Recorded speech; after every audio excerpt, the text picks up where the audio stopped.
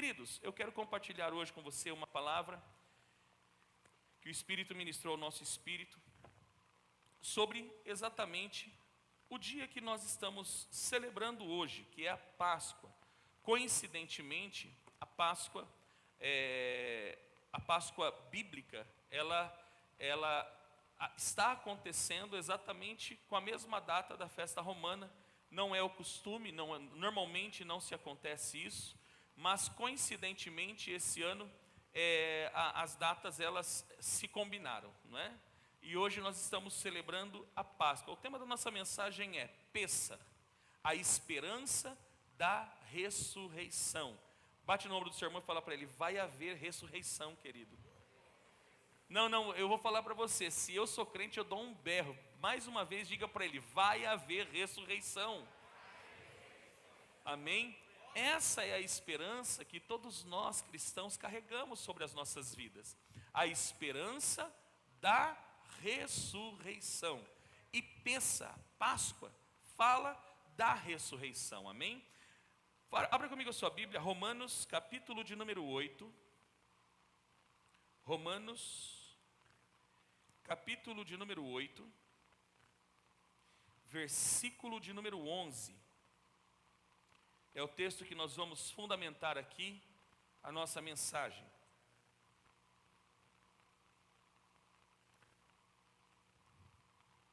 Romanos 8:11.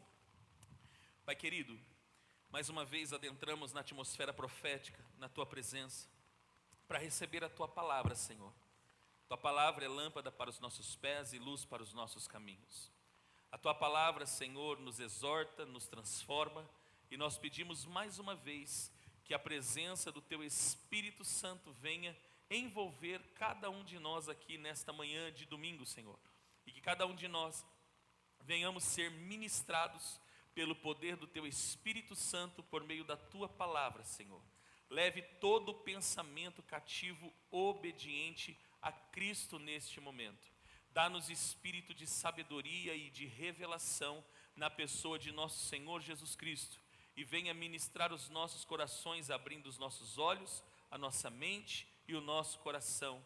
É o que nós oramos em nome de Jesus. Amém. Romanos 8:11 diz: e se o Espírito daquele que ressuscitou dos mortos a Jesus habita em vós, aquele que ressuscitou dos mortos a Cristo Jesus, igualmente vos dará vida aos seus corpos mortais, por intermédio do Espírito que habita em vós. Mais uma vez. E se o Espírito daquele que ressuscitou dos mortos a Jesus habita em vós, aquele que ressuscitou dos mortos a Cristo Jesus, igualmente, vos dará vida a seus corpos mortais, por intermédio do seu Espírito que habita em vós. O Espírito que habita em vós. O Espírito que habita em vós. Amém, queridos? Amados, Páscoa, vamos começar essa mensagem falando sobre a Páscoa. Nós sabemos que essa Páscoa que é celebrada, que foi estabelecida por Roma, ela nada tem a ver com Cristo, nada tem a ver com a Bíblia. Os primeiros pais da igreja, até mesmo os pais gregos, os pais apostólicos da igreja, os primeiros apóstolos e até mesmo os pais gregos da igreja, eles celebravam Pêssar. Aliás, eles não celebravam apenas o Pêssar, eles celebravam todas as festas bíblicas, as festas que pertencem ao Senhor. Amém, queridos? Dentro das festas do Senhor, nós temos 7 festas fixas, conhecidas como festas fixas do Senhor. Começa com a festa de Matzot, que é os pães ázimos, que nós vamos falar aqui, que faz parte da Páscoa. Tem a Páscoa, que é o Pêssar. Temos primícias, que acontece no 7º dia da celebração da Páscoa. Depois nós temos a festa de Shavuot, que é a festa de Pentecoste, conhecida, traduzido pelos gregos por Pentecoste, que significa 50º dia. Depois, um pouquinho mais lá perto de agosto, setembro, nós temos a festa de Yom Teruah, que é a festa das trombetas. Temos Yom Kippur, que é a festa do arrependimento, Na verdade, festa é celebração, ok, queridos? É celebração. Tem o Yom Kippur, que é o dia do perdão, e depois a festa dos tabernáculos, que é a última festa bíblica. Todas essas festas, muito mais do que bíblicas, são festas proféticas. A palavra festa, quando nós vamos no Antigo Testamento, nós temos a palavra grega Hag. Hag, ela faz muito mais, faz alusão de muito mais do que uma festa, do que apenas comer e beber. A palavra Hag é formada por duas letras hebraicas. A primeira letra é a letra Het, que significa porta para a vida, né? Ou porta. E a palavra Gimel, a letra Gimel, ela representa a ponte. Então a palavra festa significa apontamento para a vida. Apontamento para a vida, ou ponte para a vida. Porque as festas bíblicas, elas têm cunhos proféticos e elas apontam para Cristo. E Pessa é uma das primeiras festas, junto com a festa de Matzot, que é a festa dos pães ázimos, onde os filhos de Israel tinham que remover todo o fermento, ou tudo aquilo que fermentasse de dentro de casa. Então, queridos, a Páscoa, ela aponta para uma única pessoa. Até os primeiros anos da igreja, os 2 primeiros séculos da igreja, a igreja celebrava as festas bíblicas. Porém, a partir do ano 325, com a ascensão de Constantino, as festas elas deixam de ser celebradas. Porém, em 341 depois de Cristo, no Concílio de Antioquia, as festas bíblicas elas foram proibidas por Roma. Ou seja, as festas bíblicas elas perderam a sua força. E depois a Páscoa ela ganhou uma outra conotação, que na verdade nada tem a ver com a ressurreição de Cristo. Nós sabemos que é a ressurreição, porém ela ganha até um nome, até em inglês se fala Easter, que fala de Ishtar, que fala da rainha do céu, que nada tem a ver com Cristo, que é a deusa da fertilidade. Por isso que se fala de ovos, fala de coelho, porque são 2 símbolos de fertilidade e nada tem a ver com o cristianismo. Mas hoje nós celebramos a festa de Cristo, porque Cristo é celebrado em Pessa. O maior apontamento para a festa da Páscoa é a morte do Cordeiro e a ressurreição de um povo, porque Israel havia deixado de ser povo.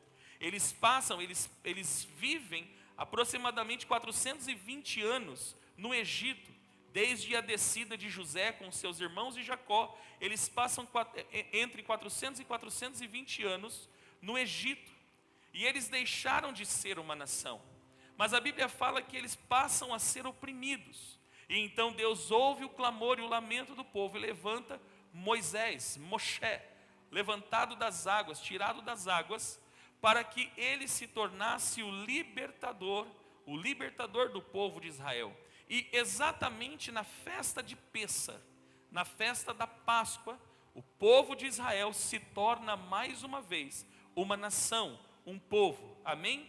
Abra comigo a sua Bíblia para ficar mais fácil para a gente poder caminhar pelas Escrituras. Êxodo capítulo 12, versículo de número 1 ao versículo de número 23, nós vamos ver Deus estabelecendo, instituindo Pessa, que é a Páscoa.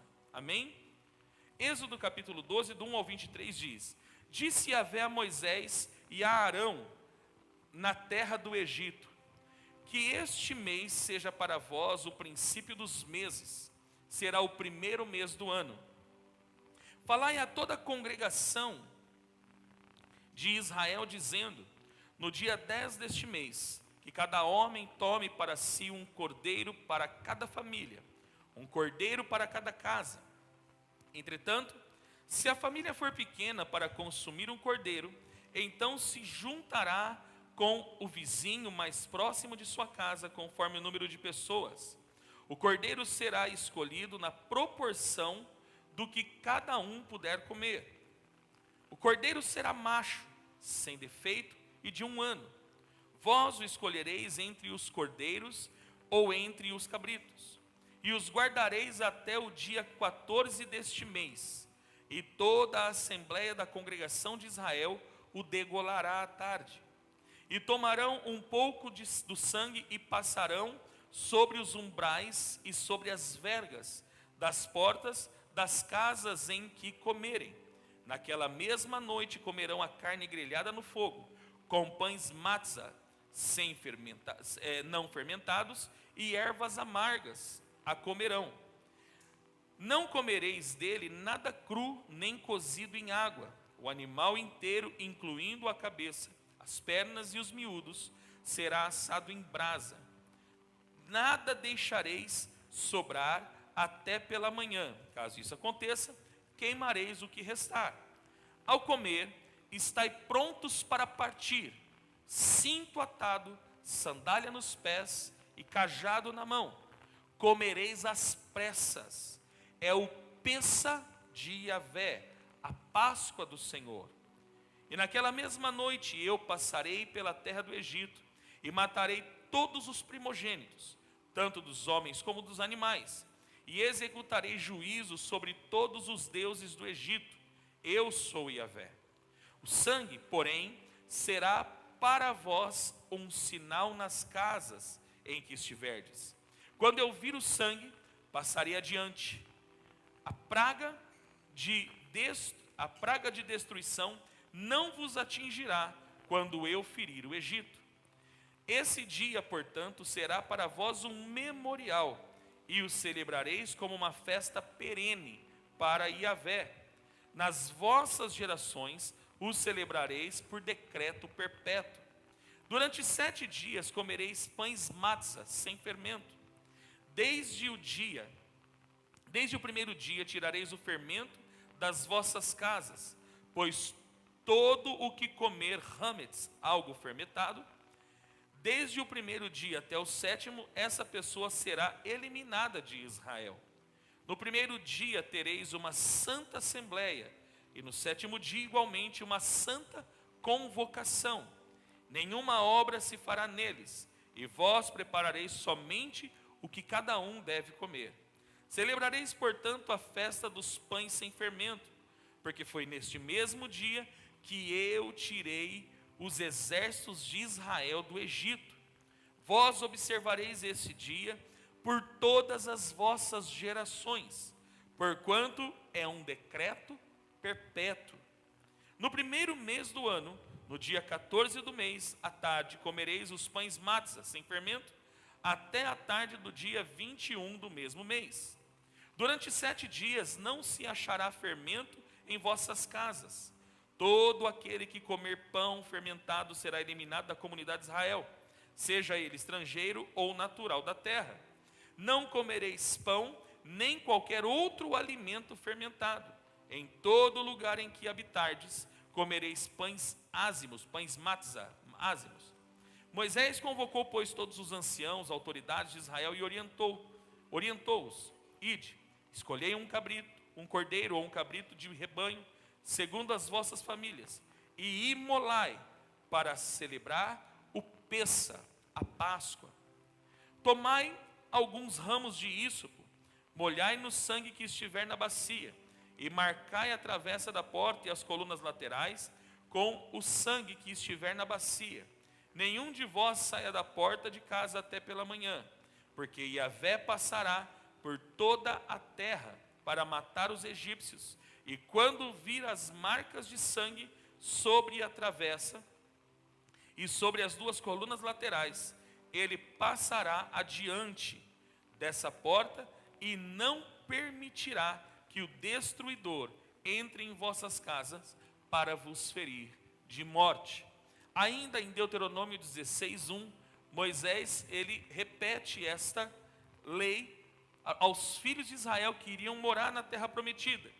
Guarda o mês de Abibe e celebra o Pêssah, a Páscoa do Eterno, o teu Deus, porquanto foi numa noite no mês de Abibe que Yahvé, o teu Deus, te libertou e te fez sair do Egito. Amém, queridos? Essa é a história do povo de Israel, o início da história do renascimento ou do cumprimento da promessa de Deus, dizendo que Israel seria uma grande nação, sacada de Abraão, transferida para Isaac, transferida para Jacó, que recebe o nome de Israel. Israel viveu aproximadamente 420 anos no Egito, quando Moisés é levantado como libertador. Então agora Israel vai se tornar um povo. Por isso a palavra peça. A palavra peça significa passar adiante, passar por cima. Não é apenas passagem, como nós traduzimos do inglês, de passover, que significa passagem. Não, é passar adiante. E o povo de Israel não apenas foi libertado ou foram livres da condenação que Deus havia estabelecido para o Egito. E por que Deus estabeleceu a condenação para o Egito? O próprio texto diz que o que Deus condenou era a idolatria do Egito. E sobre os deuses do Egito vinha a sentença de Deus, um tempo de ira. E esse tempo de ira consistia em matar, em morrer todos os primogênitos, os primeiros filhos, sejam de homens ou sejam de animais. Porém, para os filhos de Israel, Deus ele estabelece um princípio, o princípio do sangue. O sangue é o que fala diante de Deus.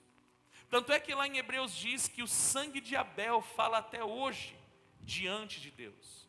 Porque o sangue representa a vida. Por isso não se come sangue. E isso foi estabelecido tanto pela lei, quanto em Atos dos Apóstolos, no primeiro concílio da igreja, em Atos capítulo 15. Não se come sangue, porque o sangue é o símbolo da vida.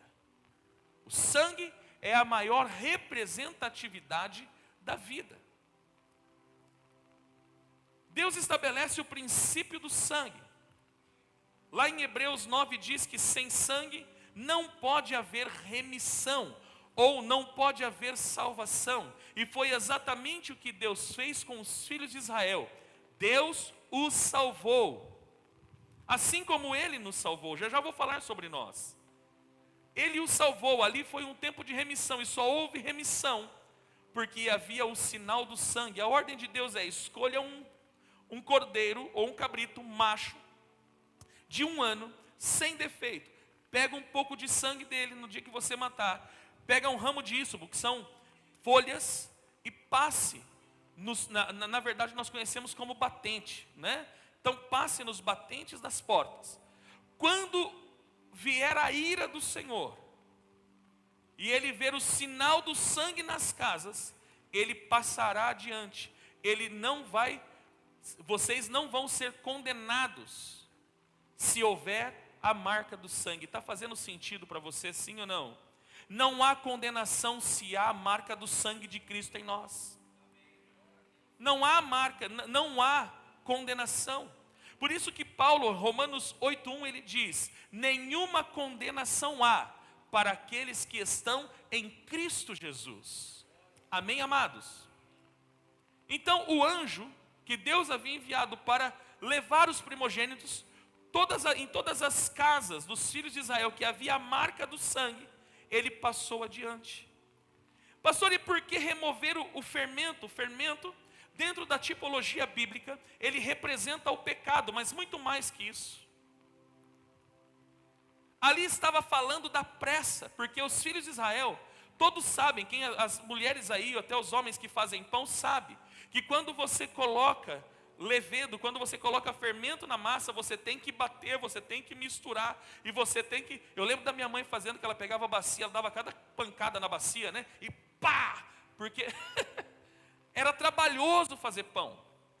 Com fermento é trabalhoso, não dava tempo. Então os filhos de Israel tinham que misturar farinha, água, um pouquinho de sal, né? Amassava e colocava, questão de 5 minutinhos. Eu comi matzah lá em Israel e é muito rápido de se fazer.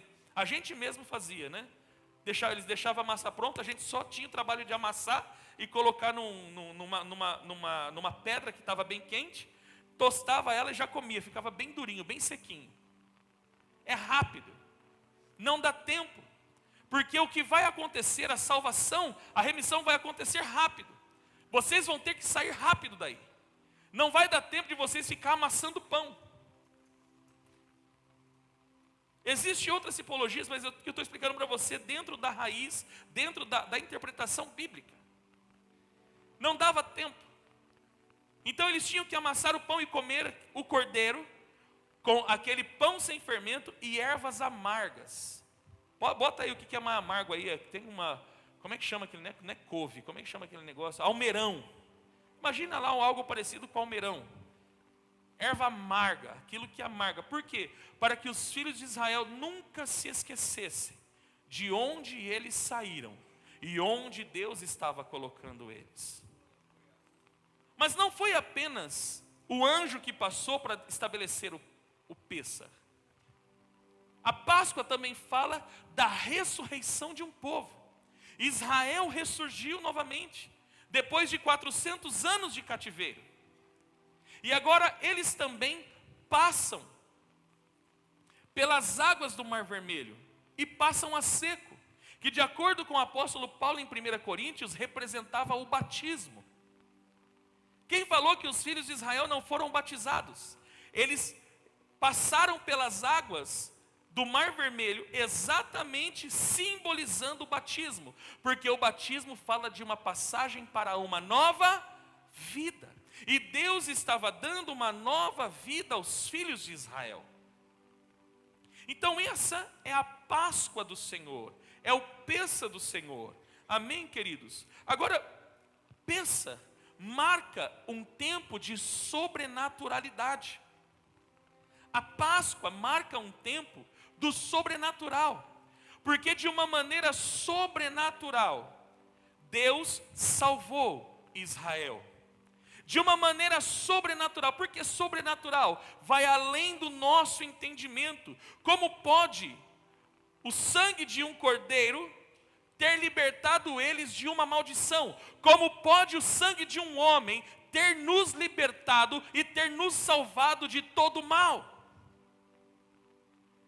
Então Páscoa fala de algo sobrenatural.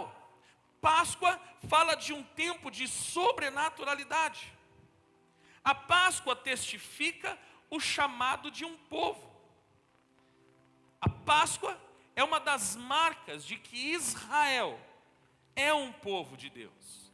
A morte do Cordeiro e a nossa fé no Cordeiro de Deus, que tira o pecado do mundo, é a testificação de que há um povo eleito de Deus na face da terra, comprado pelo sangue do Cordeiro, de todos os povos, tribos, línguas e nações.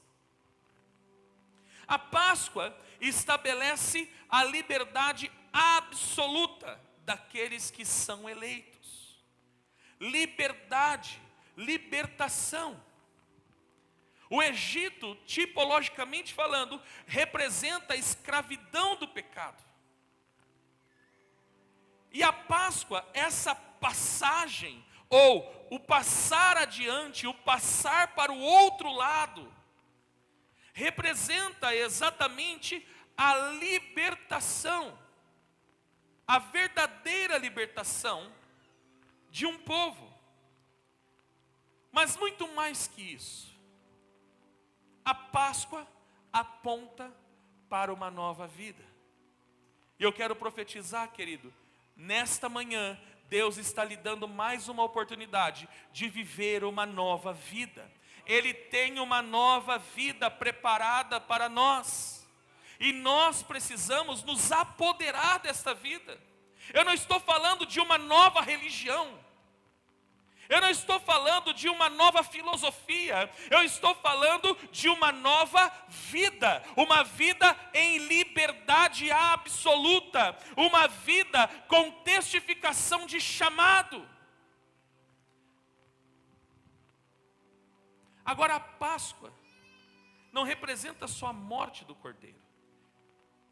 De acordo com a tradição romana, o domingo de Páscoa é a ressurreição.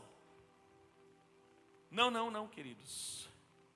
A ressurreição do Cordeiro vai além da celebração da Páscoa. Ao contrário, ele não ressuscitou na Páscoa, ele morreu na Páscoa. Se nós analisarmos até por alguns estudos judaicos, Jesus não morreu numa sexta-feira, ele morreu numa quinta, para que os 3 dias fossem estabelecidos.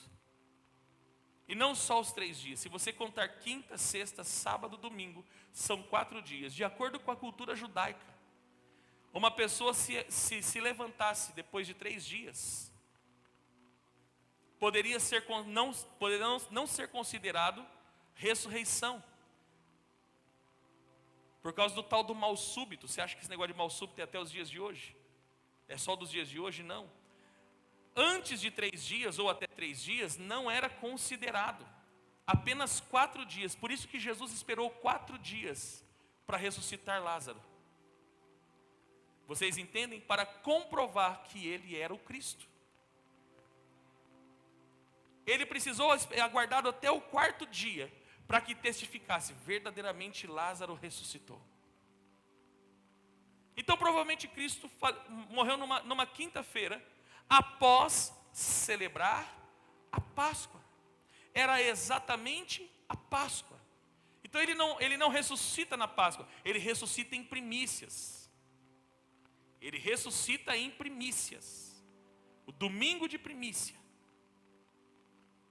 Mas ele morre na Páscoa, porque ele era o Cordeiro de Deus, apontado por João o Batista, quando João Batista olha para ele, após o ter batizado, e diz: este é o Cordeiro de Deus, que tira o pecado do mundo.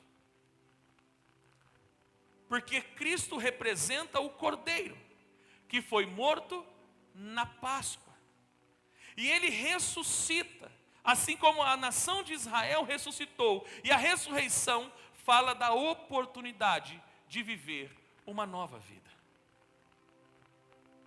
A Páscoa é a tipologia da obra de Cristo por toda a humanidade. 1 Coríntios capítulo 5, versículo 7 diz: livrai-vos do fermento velho, a fim de que sejais uma massa nova e sem fermento, assim como certamente sois, porquanto Cristo, nosso Cordeiro Pascal, foi sacrificado. Aqui Paulo ele está usando a tipologia de Pêssar, exatamente para mostrar como os cristãos deveriam passar a viver a sua vida, sem o fermento. E o fermento é a tipologia do pecado. O pecado tem que ser removido das nossas vidas. Eu não estou dizendo para você que você vai ser perfeito, mas eu estou dizendo para você que você pode ser santo. A santidade deve fazer parte da vida de todo cristão. Cristão que não tem como estilo de vida a santificação, não pode ser chamado de cristão. Você pode não ser perfeito, mas você pode ser santo. Levante sua mão e diga: eu posso ser santo. O que é ser santo? É ser incomum, é ser diferente, é ser separado. Porque, como eu disse, a Páscoa é a marca de um povo eleito. Como pode um povo que se diz eleito viver dissolutamente? Não faz sentido para nós. Então, se somos verdadeiramente cristãos, se seguimos verdadeiramente o Machia, o Cristo, a santidade deve ser o nosso padrão de vida. A santidade deve ser a marca do nosso caráter. Porque o nosso Cordeiro Pascal foi sacrificado por nós. O nosso Cordeiro Pascal foi sacrificado por nós. Cristo ressuscitou para que fôssemos justificados dos nossos pecados. Deixa eu falar para você, a morte de Cristo trouxe liberdade, mas a ressurreição trouxe justificação. Por que, pastor, que após a ressurreição veio a justificação? Quando Cristo ressuscita, não sei se você vai lembrar desse episódio, e Maria o encontra, de acordo com o Evangelho de Lucas.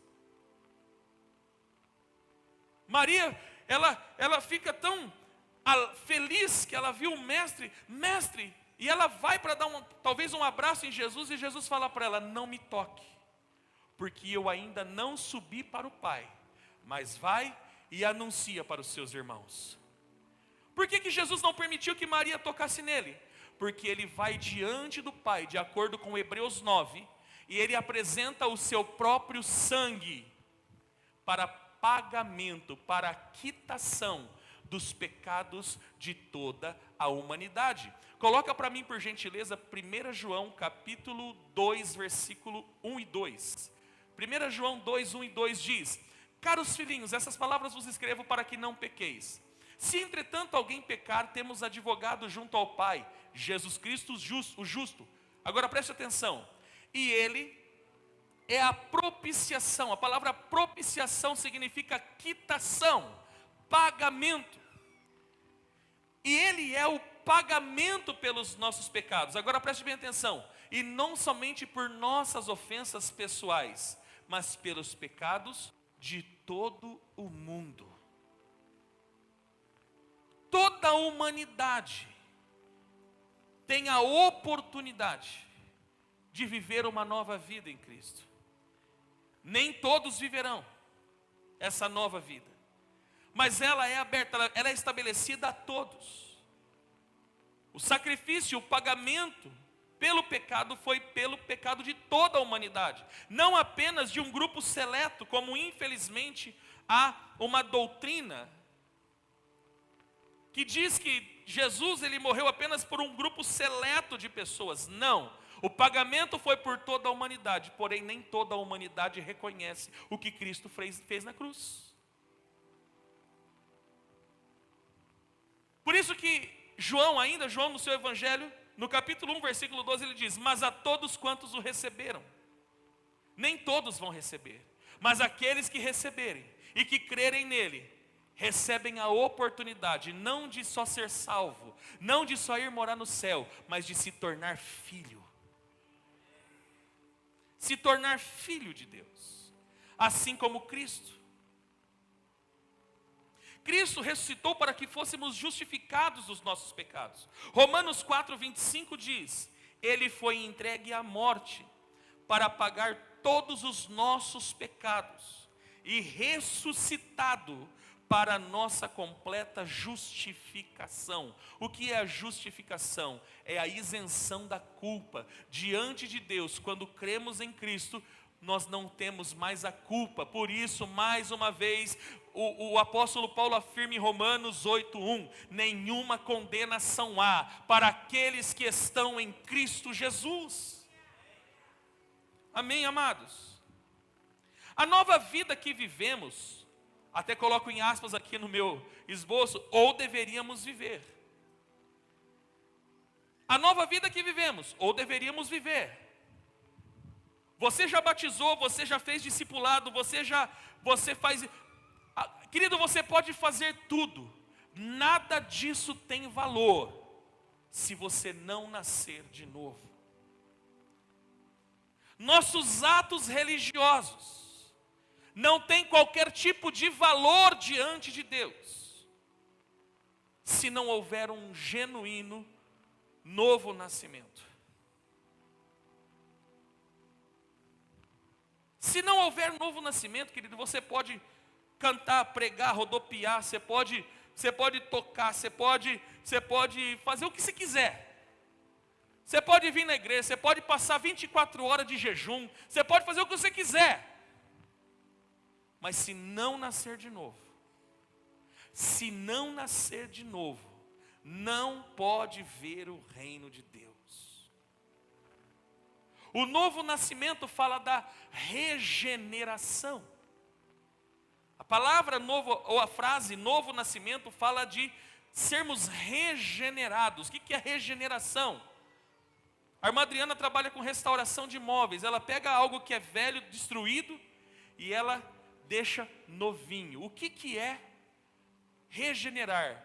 É fazer novo de novo. O que Jesus quer fazer em você? Ele quer fazer novo de novo.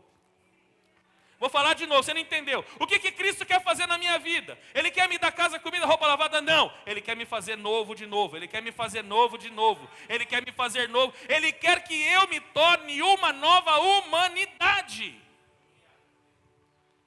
Por isso em 2 Coríntios 5, 17 diz: aquele que está em Cristo é uma nova criação. Não uma nova criatura, é uma nova criação, é uma nova humanidade. As coisas velhas já passaram. Ó, o Peça novamente aqui. Você, amados, aqueles que já creem e já tiveram a sua experiência com Cristo, tem que passar adiante. Bate no ombro do seu irmão para ele acordar, que ele está meio dormindo. Acho que é por causa do chocolate que ele comeu essa noite, né, essa madrugada. Fala para ele assim: irmão, você precisa passar adiante. Fala, você precisa mudar de nível. Páscoa fala de mudar de nível. Páscoa fala de passar adiante. Quem não passa adiante ainda não conseguiu viver uma verdadeira experiência com Cristo. Eu creio em Cristo, mas a minha vida continua no mesmo lugar. Eu não saio da onde eu estou.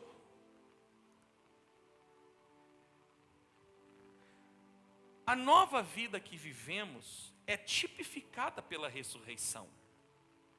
Romanos 6,4 diz: portanto, fomos sepultados com ele na morte por meio do batismo, com o propósito de que, assim como Cristo foi ressuscitado dos mortos, mediante a glória do Pai, também nós vivamos uma nova vida.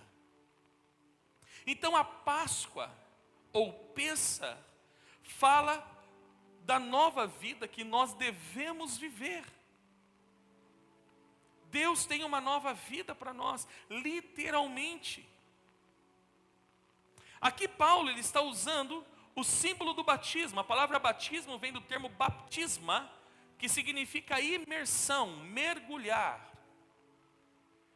Então ali é uma tipologia que fala no reino do Espírito. Quando você é mergulhado, você está morrendo e sendo sepultado para a velha humanidade, para a velha vida que nós vivíamos, ou deveria ter ficado no passado. Alguns, quando ressuscitou o velho homem junto. Ele não desgarrou do seu, irmão. Tem que desgarrar do seu hoje.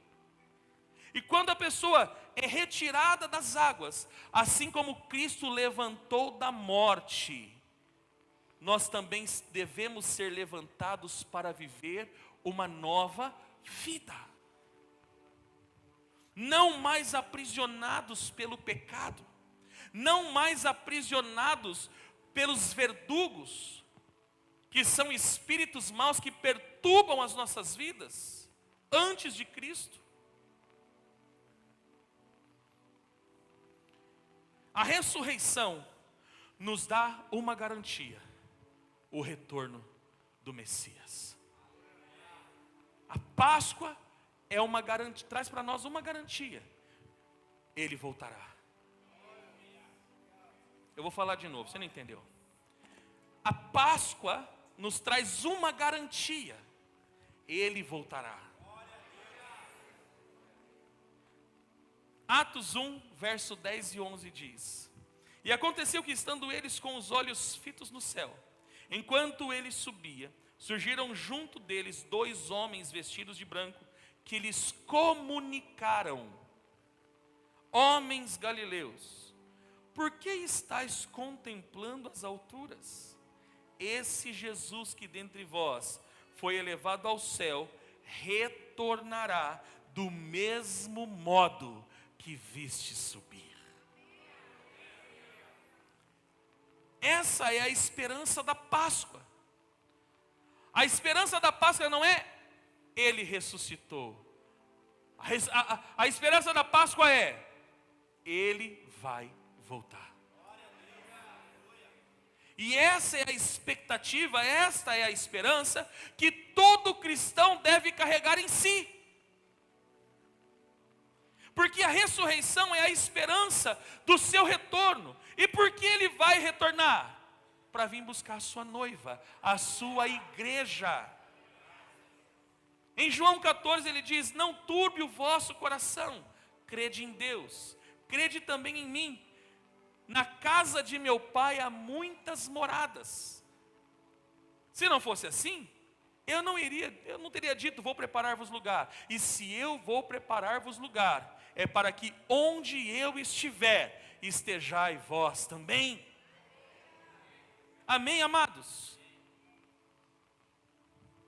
Ainda o apóstolo Pedro, No capítulo 3 de Atos ele diz que é necessário que Cristo fique retido no céu, até que se complete a plenitude dos gentios. Até que venha tempos de refrigério. Então ele voltará outra vez, não para morrer, mas ele voltará em glória. Nós não estamos mais aguardando um Cristo para morrer novamente, não, porque a obra de Cristo foi único. Escute o que eu vou dizer, a obra de Cristo na cruz, ela é única e insubstituível. Única, não existe outro sacrifício, não existe nada que possa ser acoplado à morte de Cristo. O sacrifício de Cristo é suficiente, e é o sangue dele que fala diante de Deus para nos salvar, não são as nossas obras. As nossas obras não falam diante de Deus, elas falam para o galardão e não para a salvação. Há muitas pessoas que confundem galardão com salvação. Você não é salvo pelas suas obras. Nós somos salvos por aquilo que Cristo já fez por nós na cruz do Calvário. O sacrifício de Cristo, ele é único. Não vai haver outro. Por isso que esse tempo que vivemos é chamado de graça. Porque depois que Cristo voltar, acabou a graça. Por isso que esse tempo se chama graça. Porque eu não sou salvo por aquilo que eu faço, eu sou salvo por aquilo que Cristo fez. É única. A Bíblia diz em Hebreus 9 que Jesus morreu uma única vez. Uma única vez. E o sacrifício de Cristo, ele é insubstituível. Nada substitui o sacrifício de Cristo. Nada fala diante de Deus, a não ser o sangue do Cordeiro. O seu retorno é a esperança de que nós ressuscitaremos com Ele. Vou repetir, o seu retorno é a esperança que nós ressuscitaremos com Ele. Querido, vai haver ressurreição de novo. Vai haver ressurreição de novo. Vai haver ressurreição de novo. Porque a Páscoa aponta para uma nova vida. Aponta para uma nova vida. E essa nova vida, ela só vai ser vivida em plenitude quando houver a ressurreição. Quando nós ressuscitarmos com Cristo. Fala para o seu irmão, fala, você vai ressuscitar, irmão. Desse jeito ele não vai acreditar, irmão. Que falta de fé. Amado, se eu estou aqui, se eu estou no lugar de vocês e alguém falar isso, eu já dou um chute na cadeira e sai falando língua estranha, irmão. Eu vou falar de novo. Fala para o seu irmão, fala, você vai ressuscitar, irmão. Vai haver ressurreição. Porque quando ele vier, a morte vai ser tragada na vitória. Aleluia! A morte será tragada na vitória. O seu retorno é a esperança que nós ressuscitaremos com Ele. 1 Coríntios capítulo 6, versículo 14 diz: por seu poder, Deus ressuscitou o Senhor e igualmente nos ressuscitará. O apóstolo, o evangelho, é meio profético, hein? O evangelista Diego pregou há duas, ia falar apóstolo Diego, hein?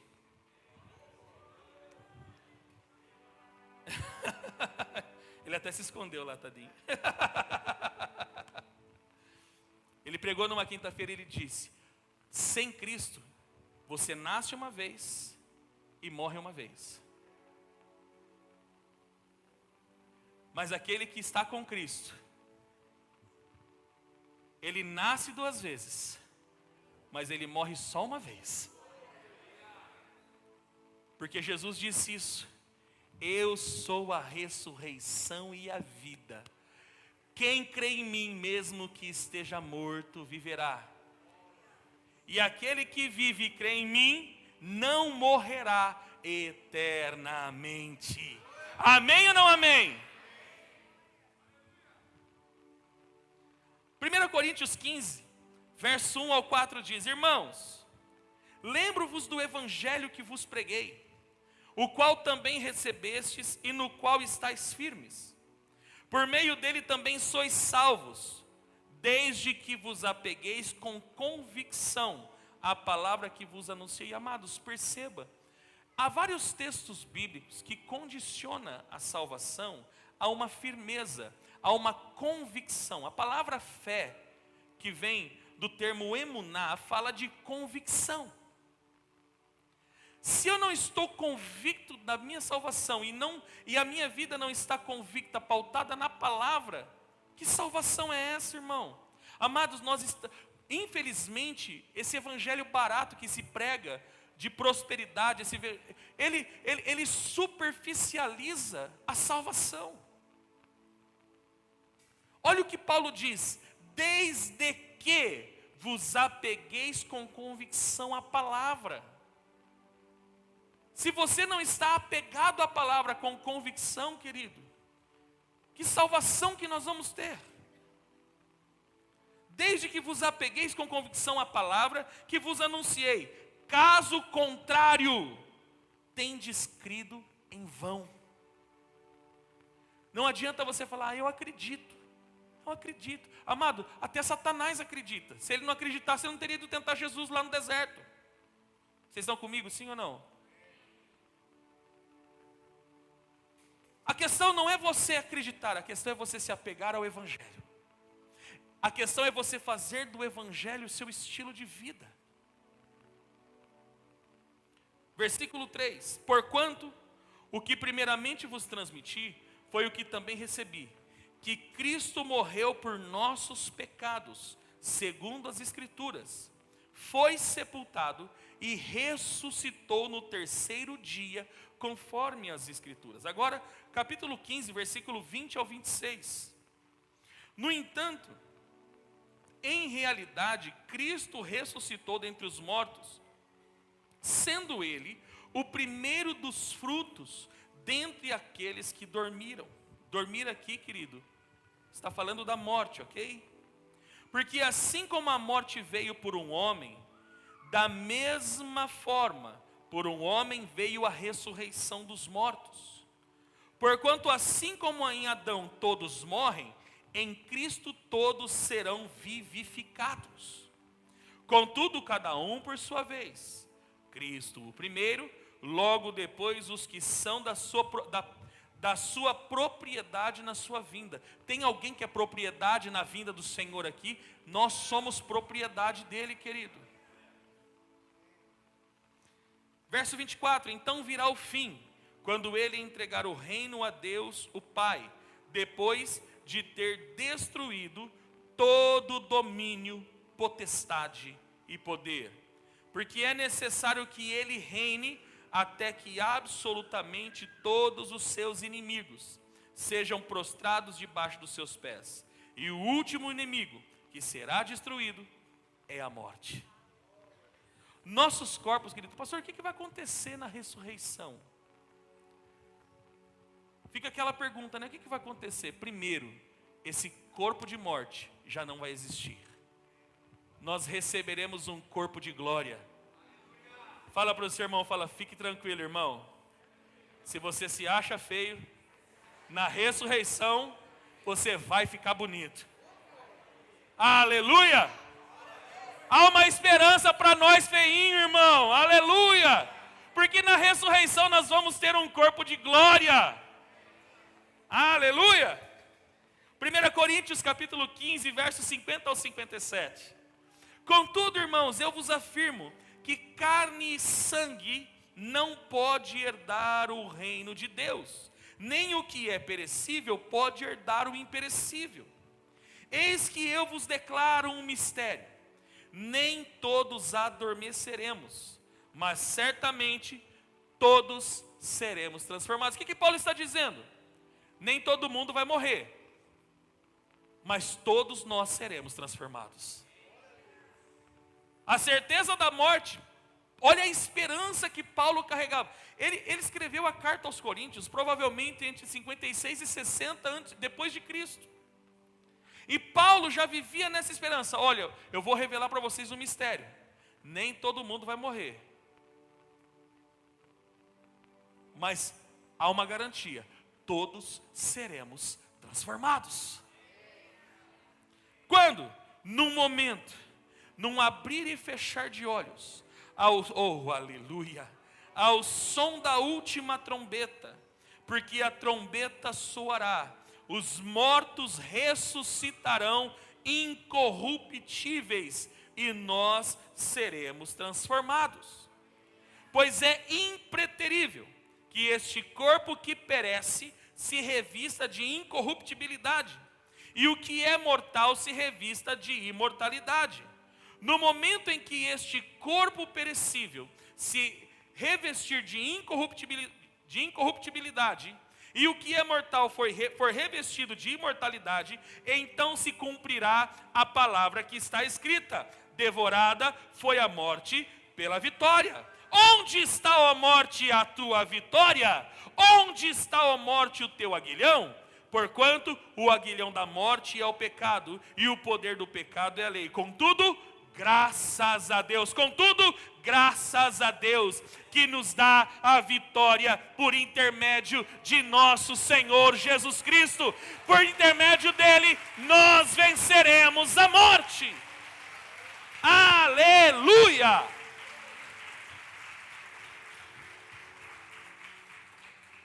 Amados, a ressurreição é certa. E nós devemos caminhar com essa esperança. O verdadeiro cristão, ele não tem a esperança de que a política vai melhorar. Querido, pode dar uma melhoradinha, mas a nossa esperança não está neste mundo. Enquanto nós estamos neste mundo, nós oramos, nós trabalhamos, nós vivemos. Mas nós vivemos sempre na esperança da ressurreição. Nós devemos viver sempre na esperança da ressurreição. Eu não posso viver, querido, como se nada fosse acontecer. Eu não posso mais viver, não tem mais tempo, querido. Nós estamos vivendo o tempo de peça. Não dá mais tempo de você ficar misturando a sua vida com pecado. Quem está comigo? Não dá mais tempo de você ficar amassando o pão com fermento. É rápido, irmão. Pode acontecer a qualquer momento. Nós devemos estar prontos para isso. Assim como Deus disse para Moisés quando ele estabeleceu o peça. Você tem que estar pronto. Cinto amarrado, roupa no corpo e cajado na mão. Como que você está hoje, amado? Você está pronto para viver essa nova vida? Você está pronto para viver a ressurreição se ela acontecer agora? Não, eu estou gastando tempo, sabe? Vou continuar amassando o pão com fermento. O que significa? Vou continuar misturando a minha vida com aquilo que é vil. Vou continuar misturando a minha vida com a podridão do pecado. Não dá tempo mais, querido. Não tem mais tempo para isso. Haverá um tempo de ira, assim como aconteceu no Egito. Amados, o que aconteceu no Egito é exatamente a tipificação do que vai acontecer. No Egito houve um tempo de ira de Deus. E está estabelecido para o mundo um tempo de ira. Se você quer saber o que vai acontecer com o mundo, vá no livro do Apocalipse e leia as 7 taças da ira de Deus. Você vai ver o que vai virar isso aqui.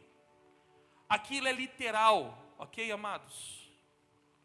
As 7 taças da ira de Deus, estabelecida lá em Apocalipse, é real para um tempo de ira. Aquilo vai ser real. E por que vai haver a ressurreição?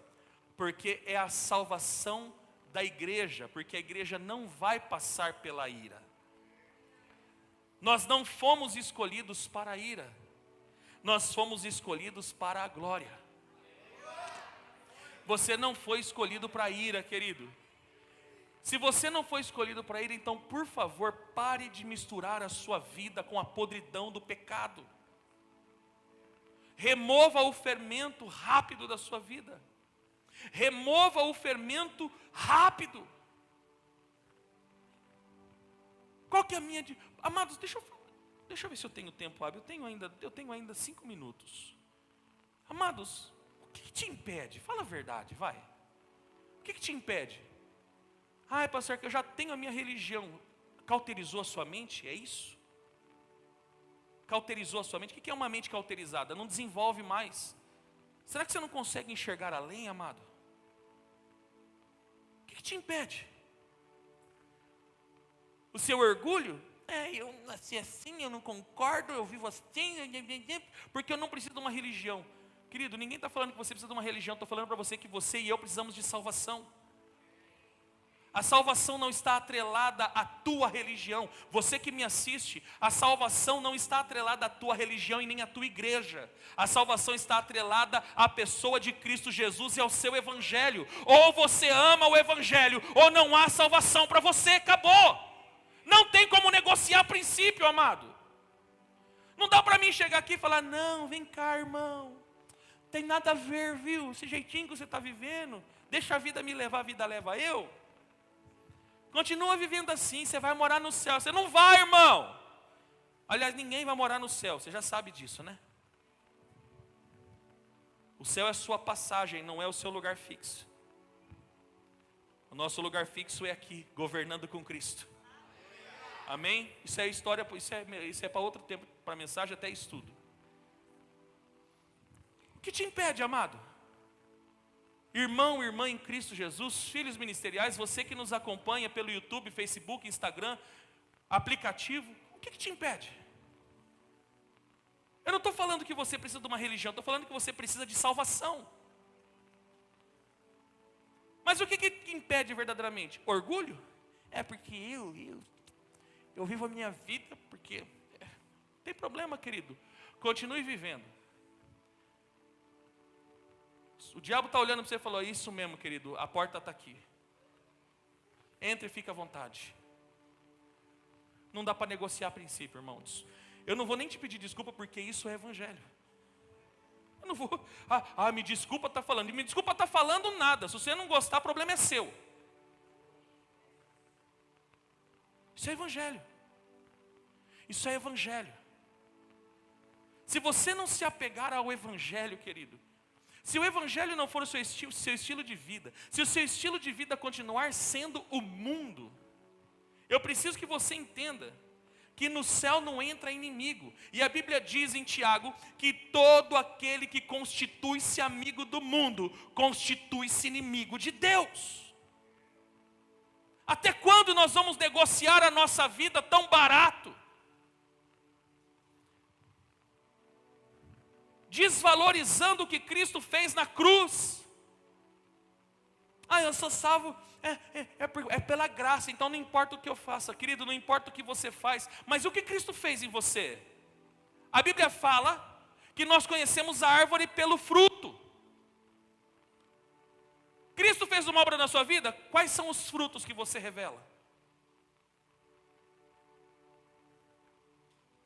Diz que crê em Cristo, mas vive dissolutamente, vive no pecado, acha que o pecado é normal.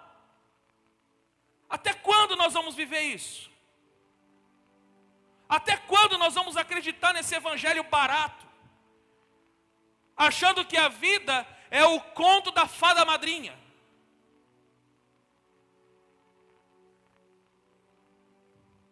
Páscoa fala de uma nova vida.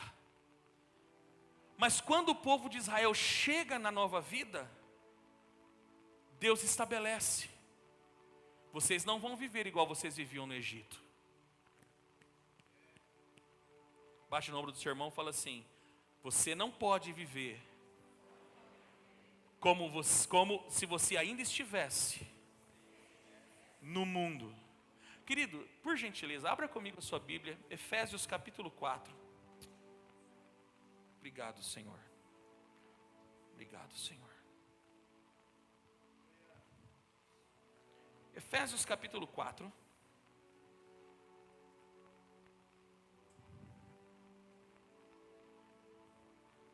versículo 17.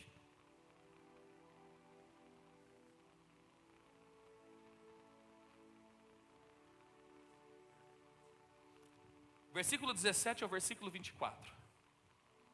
Efésios capítulo 4, versículo 17 ao 24 diz: sendo assim, eu vos afirmo, e no Senhor insisto, para que não vivais mais como os gentios, que vivem na inutilidade dos seus pensamentos. Pare um pouquinho, olha para mim. O que é viver na inutilidade do pensamento? Só pensa abobrinha. Você só pensa besteira, irmão. Você só pensa coisa que está fora de propósito, de projeto e até mesmo da salvação. Assim vivem aqueles que não conhecem Cristo.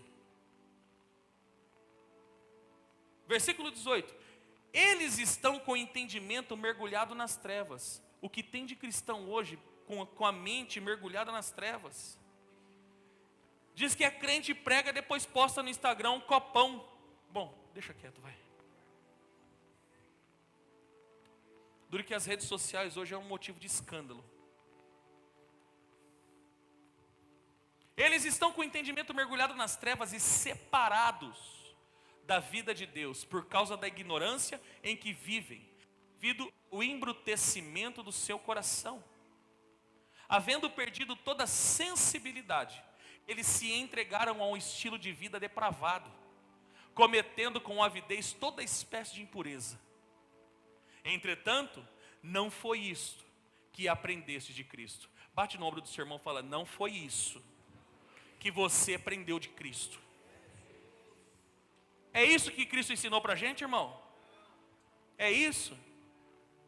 Não foi isso que nós recebemos de Cristo. Versículo 21. Se é que de fato ouvistes e nele fostes discipulado, conforme a verdade que está em Jesus. Querido, se for de acordo com a verdade que está em Jesus, a sua vida, no mínimo, tinha que ter dado um giro de 360 graus. No mínimo. Se é que de fato nos tornamos verdadeiros discípulos de Cristo. Versículo 22. Quanto à antiga maneira de viver, fostes instruídos a vos despirdes do velho homem, que se corrompe por desejos enganosos, a serdes renovados no vosso modo de raciocinar. Amado, a transformação que você busca não está na atmosfera, está na sua mente. Às vezes nós, em busca de uma nova atmosfera, de um novo ambiente, a gente vai indo de lugar em lugar, de lugar em lugar. Eu vou lá porque eu gostei mais, agora eu não gosto mais aqui, agora eu vou lá. Amados, deixa eu falar para você, não é o ambiente que muda você, é você que transforma o ambiente. Através da renovação da sua mente, da sua maneira de pensar. A serdes renovados e vos revestirdes do novo homem, a nova humanidade que eu acabei de falar, a nova vida, criado para ser semelhante a Deus. Deixa eu perguntar para o seu irmão, você é semelhante a Deus ou você é a cara do Satanás? Porque rebelde foi ele. Em João 8,44, Jesus diz que ele é pecador desde o princípio. E mentiroso e viva como filhos deles, aqueles que assim vivem.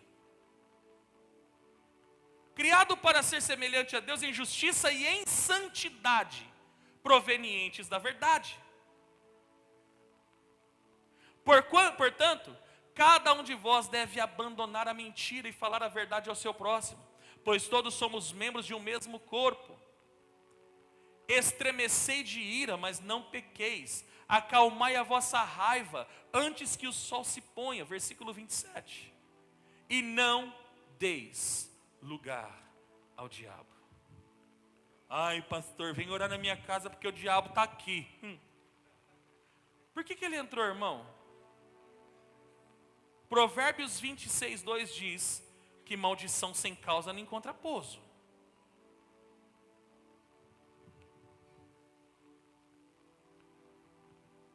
Amados, Páscoa está falando de ressurreição. Você vai ressuscitar, se é que de fato você vive uma nova vida. A ressurreição é o livramento dos eleitos da ira de Deus. Amados, esse mundo está sendo guardado para a ira. A ressurreição vai ser a consolidação da nossa salvação. Romanos 2, versículos 6 a 8, fala sobre a ira. Deus retribuirá a cada um segundo o seu procedimento. Ele concederá a vida eterna aos que perseverando. Amados, para quem que vai receber a vida eterna? Aquele que persevera. Aqueles que perseverando em fazer o bem, buscam glória, honra e imortalidade. Por outro lado, reservará ira e indignação para todos os que conservam egoístas, que rejeitam a verdade e preferem seguir a injustiça.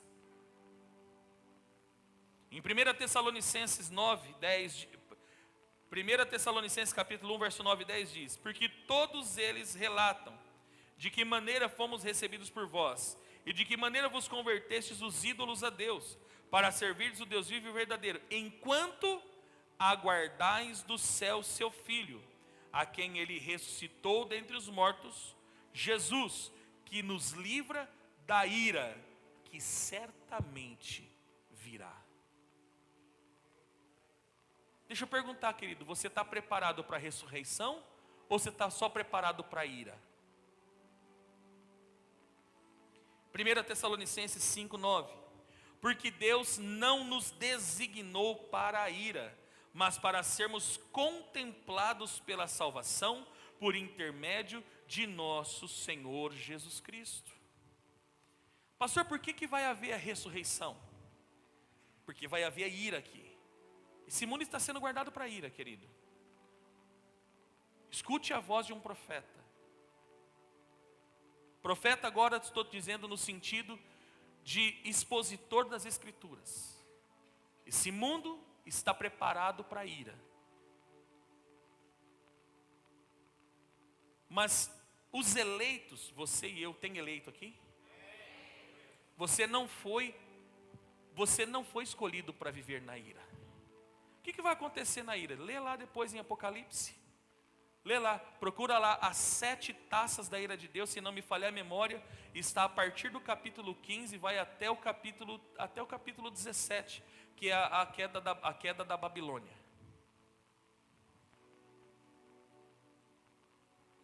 É aquilo que vai acontecer dentro da literalidade.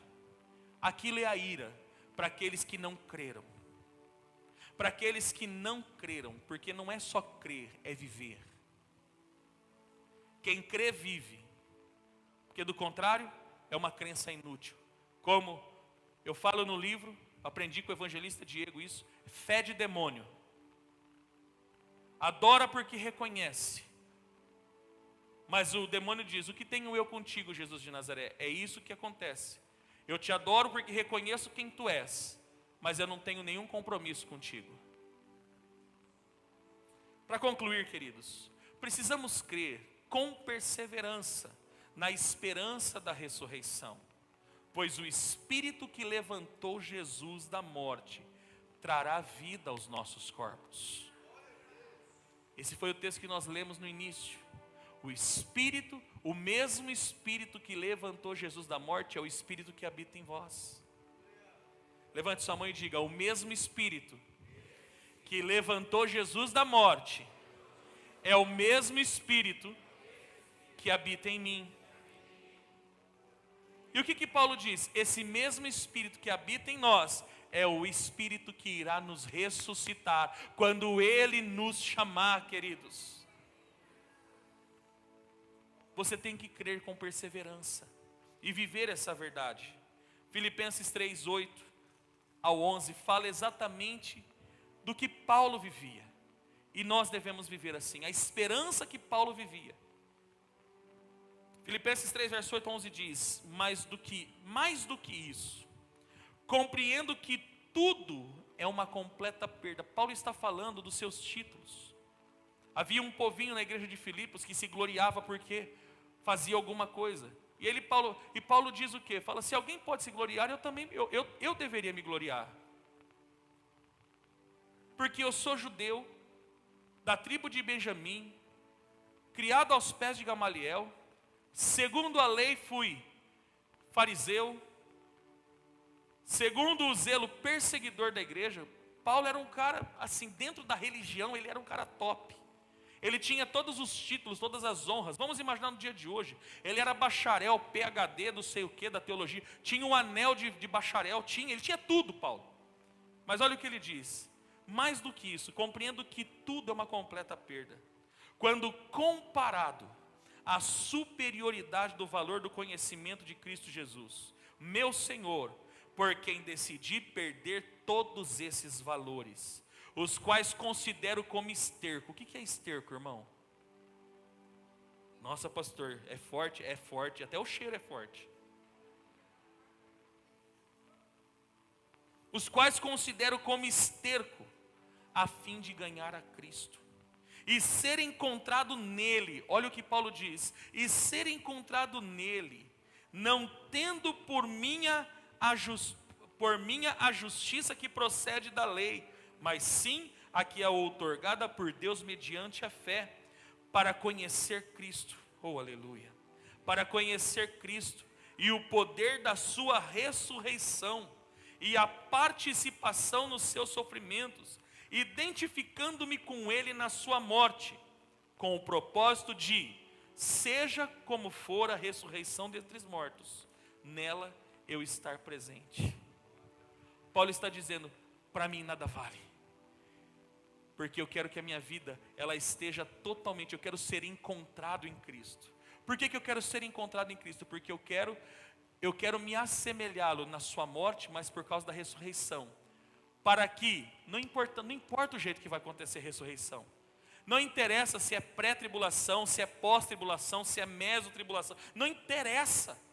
O que interessa é, quando acontecer, eu esteja presente. Quando acontecer, eu esteja presente. Amados, não importa o jeito que vai acontecer, algo é certo, haverá ressurreição. E nós temos que viver assim, eu quero estar presente. Não importa o jeito que vai acontecer, eu quero estar presente no dia da ressurreição. E por último, para concluir, Hebreus 10, do 35 ao 37. Portanto, não abandoneis a vossa confiança. Amados, hoje é Páscoa. Não abandone a sua confiança, pois nela há grandioso galardão. Em verdade vos afirmo que necessitais de perseverança, a fim de que, havendo cumprido a vontade de Deus. Amado, você está cumprindo a vontade de Deus? Você está fazendo de acordo com o que Deus quer? Alcanceis plenamente o que Ele prometeu. O que Ele prometeu? A ressurreição. Qual é a sua maior promessa? A ressurreição. E aí o autor de Hebreus conclui, pois dentro de pouco tempo, aquele que vem, virá. Pois dentro de pouco tempo, aquele que vem, virá, e não tardará. Peça, passar adiante. Passar adiante. Chegou o tempo de você passar adiante, meu irmão. O Cordeiro já morreu. O Cordeiro já morreu. O Cordeiro já ressuscitou. O Cordeiro já te justificou. Agora está na hora de você passar adiante. Está na hora de você viver um cristianismo num nível mais alto. Amém ou não amém? Se coloque de pé em nome de Jesus Cristo. Jesus pode receber uma oferta de aplausos nesta manhã, só se for para Ele, amém?